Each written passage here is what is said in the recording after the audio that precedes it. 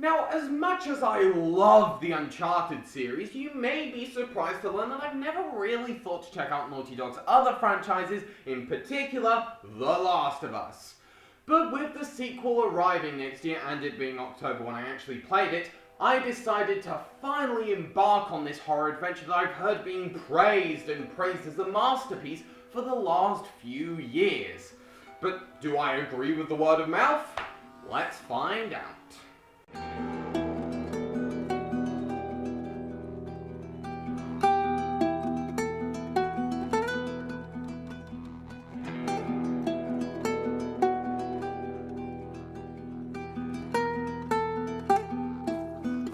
The Last of Us takes place in an apocalyptic America 20 years after a mass viral outbreak.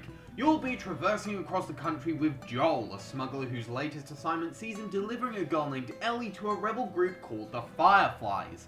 What initially looks to be a simple escort mission soon becomes an elongated struggle as the pair face challenges, meet other survivors, and gradually form a bond.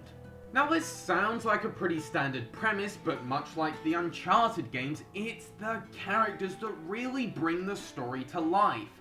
Joel and Ellie's relationship is the heart of the entire game, and the way it grows feels so organic.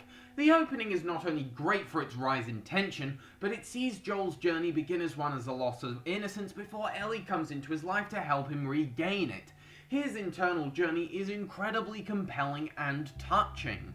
But Ellie's also a great character, being able to fend for herself, but also having a vulnerability that makes you really care about her. So much so, that there were times during the gameplay where I'd instinctively look behind me to make sure that she and the other allies were following. That's such a small thing, but it's one of the magic things that video games provide that no other art form can. And while the dynamic between the central duo is very much the centre of the story, the supporting cast are also very lively too.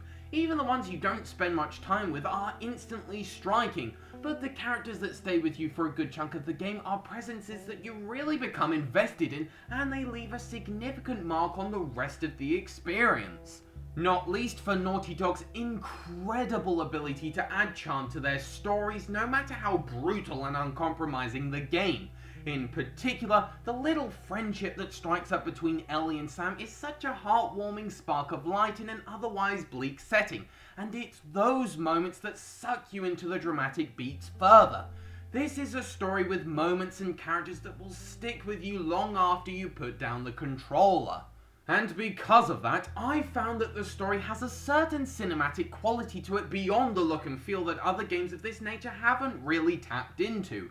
See, some of my favourite movie discoveries this year are ones that have all these hidden details and meanings to shots that makes the whole experience feel a lot richer. So upon reflecting on certain scenes from The Last of Us, I found that the game has quite a bit of that, most notably and without giving too much away, in how the opening and ending parallel each other. It's very poignant stuff, and it only adds to the staying power of this already unforgettable journey. But Naughty Dog's greatest strength, at least in the Uncharted games, was how everything came together into one slick package. You play the game because it's fun, but to also see where the story goes next, which in turn made the hard parts more thrilling because you're desperate to see what lies ahead for the characters. So as enthralling as the narrative in The Last of Us is, does the gameplay deliver the same thrills and make this experience a complete whole? Well, this is a survival adventure where you'll navigate your way through the ruins of America whilst fighting against the bitter remnants of society and those infected by the virus. You do so by either fighting them head-on or by utilising a stealthier approach. This might sound like pretty standard gaming at a fair, and I suppose it is, but the way the game puts you in this world as these characters is honestly brilliant. There's good chunks of the game devoted to just traversing. I know just walking around in video games isn't for everyone, but it doesn't tend to bother me, and despite the grim backdrop, you'll be exploring some stunning looking vistas. Oh yeah, it kind of goes without saying that the presentation here is mesmerizing. From the beautiful graphics to the immersive voice acting and the atmospheric score, it's all faultless. Well, near enough anyway. But back to the world the presentation complements, the environments are somewhat linear, but they have enough space to them that makes exploring them further pretty easy. And upon doing so, you may find some collectibles such as letters that I found really interesting, but much more importantly, you'll come across ammo for your guns, melee weapons, crafting items, and other trinkets. Now, you won't come across these willy-nilly, meaning if you don't go quickly off the beaten track for a minute, you'll be at a severe disadvantage in combat. So even when you don't find anything, exploration never feels like a waste of time. This is where the survival element of the game really comes into play, because you'll need to work out which item you should craft with your limited resources, when to use health packs, and in the actual encounters, preservation of your bullets and weapon durability is incredibly important.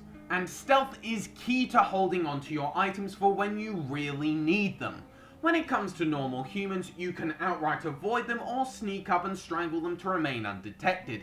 It's simple yet addictive, and there's extra strategies like throwing a brick or a bottle at your opponent then sprinting up to them for a takedown that are really satisfying to pull off. And of course, in a post-Arkham world, the game has its own detective mode in the form of a listening ability which lets you detect your enemies when they move. In an otherwise grounded and gritty stealth game, this might look out of place, but it is really helpful, particularly when you're up against the infected. Now, I don't think anyone would ever describe The Last of Us as a full-blown horror. It's definitely the closest thing to it that I've experienced in a video game. So with that in mind, I had the foresight to record my reaction to the first encounter with a group of infected, having already died a couple of times. So, Okay. Okay. Oh, Jesus Christ. Oh, no, don't look! Oh, Christ! Yep, thank you for dying. Alright, kill the clicker first. Jesus Christ! Die! Oh, God. Oh, no, you don't, you son of a gun! Oh, thank Christ, I finally killed him. Alright, run! I keep forgetting it's L1. It's Jesus Christ! Go. Oh, God, I need this gun. Yes, alright, I've got a revolver! Ah! Oh God, only two. Piss off! Oh, bloody hell. Okay, run. And I think you get the idea. Oh God.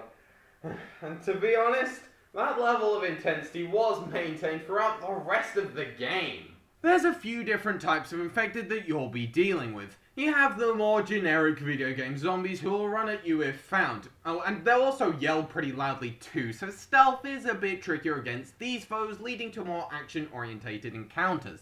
The gunplay and hands-on combat feels suitably ragged and brutal, so these make for pretty intense and ugly encounters. When it's just normal dudes, however, you can appreciate using the different items like bombs and, my personal favourite, Molotov cocktails that spices things up in both the figurative and literal sense. But back to your less intelligent opponents, those who have been affected by the virus for a long time eventually morph into clickers, or the less prominent but no less intimidating big guys, the bloaters. Clickers are blind, but they have a sharp sense of hearing and will insta-kill you if they get too close. You'll also tend to find them in much more claustrophobic locations, making for some pretty unnerving stealth. And you can only kill them with shivs, so you won't want to waste them on other enemies. Something the game successfully maintains throughout its duration is a sense of unease whenever you fight an infected being, particularly when Joel falls down into the underbelly of a hotel and must navigate the pitch black basement while, oh my God! A bunch of infected of all kinds sprint around the place. Yeah, this was the only part of the game that I found to be legitimately scary, but in the best way possible, because you really feel like you've been put smack bang in the middle of the situation. And that's what the game does so brilliantly. The compelling characters make you immersed in the world, and then the gameplay further aids to put you in their shoes, scouring environments for precious resources, needing to figure out what's best to craft with what you have, and then using your tools to survive this dangerous world and those who inhabit it. It makes every tense, harrowing, touching, and exciting moment all the more effective, whether it be from the engrossing plot points or the addictive gameplay. And yeah, overall I'd say that— Wait! This game has a couple more facets to it outside of the incredible campaign that I should discuss. First, there's the story DLC, Left Behind. I won't go into the plot, seeing as part of it takes place in the middle of the main story, but what I will go into is the fact that I really liked this. Gameplay-wise, it's nothing too out of the ordinary, but there are some good encounters where you'll be fighting both humans and infected. The flashback parts have some really fun sections, and Riley was a pretty cool character. It would have been interesting to have seen more expansions with some of the other characters, but for what we got, this was a fun little addition. Then there's the multiplayer, which I'm admittedly a little less keen on. It's got the same methodical pacing as the single player, which for me amounted to running around for a little bit until 3 seconds of action where I'd usually wind up dying and the whole process would start up again. Yeah, maybe I just need to get better at it, but I don't really feel compelled to keep playing it, unlike Uncharted 4's multiplayer. It's just not my cup of tea. But the main bulk of the game very much is. And yeah, overall I'd say that the enormous level of praise I've heard towards this game for the last few years is entirely justified. I'll admit that I personally treasure the Uncharted series a bit more, and this did take a little while before I properly fell in love with it, but once I did, it really is something special. It's a blast to play, with great variety in how it juggles the different encounters and exploration, yet the game never loses sight of Joel and Ellie, which, as nasty as the violence can be, made this a beautiful experience, and one that stuck with me even a month after I played it. But most of all, The Last of Us gave me a feeling of pure investment and excitement that I haven't felt from a game in a long time. And, like the best pieces of entertainment do, it reminded me why I love this art form.